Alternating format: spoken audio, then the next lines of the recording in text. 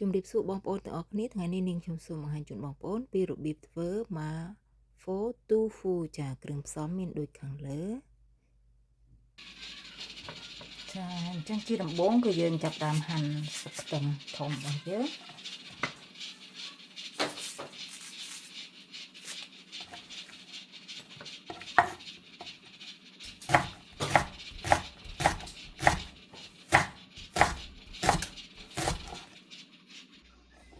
ខ្ទឹមបារាំង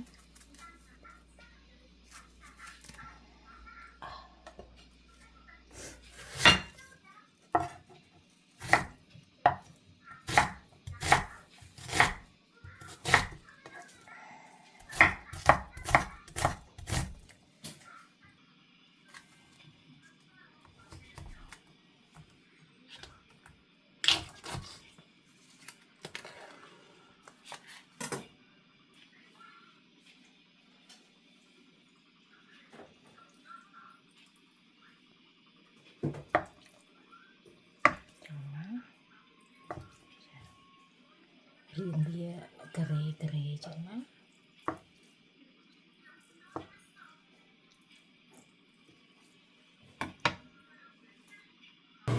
ចារួចដាក់ខ្ទឹម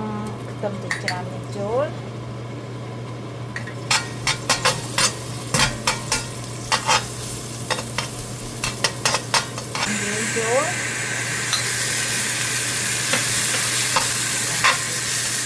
ចូលតែដើមខ្ទឹមធំហើយខ្ទឹមបារាំងណាដាក់ចូលណា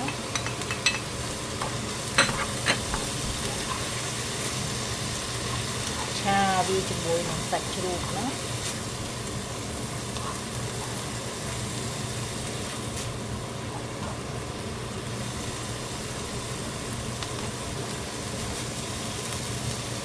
ចារួចនេះខ្ញុំប្រើទឹកស៊ីអ៊ីវហ្នឹង2ស្លាបព្រាបាយចាដាក់ម្រេចបន្តិចណាចាប្រេងល្ង1ស្លាបព្រាបាយស្ករសចាស្ករសកន្លះស្លាបព្រាបាយអញ្ចឹងសូមវាណាចាចូលអស់ហើយចារួចខ្ញុំប្រើទឹកខោ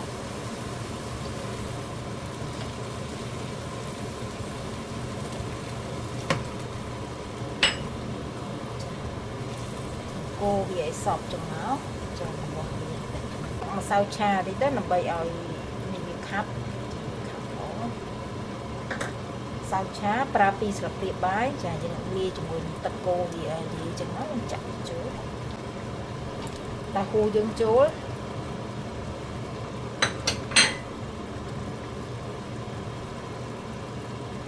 ហ្នឹងគឺស្លឹកខ្ទឹមចាយើងរោយស្លឹកខ្ទឹមពីលើចឹងមក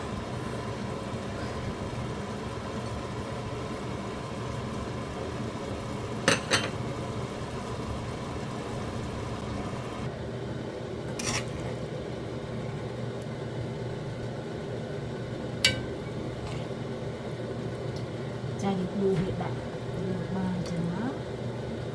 សូមអរគុណចំពោះការតាមដានវីដេអូរបស់នាងខ្ញុំតាំងពីដើមរហូតដល់ចប់សូមអរគុណ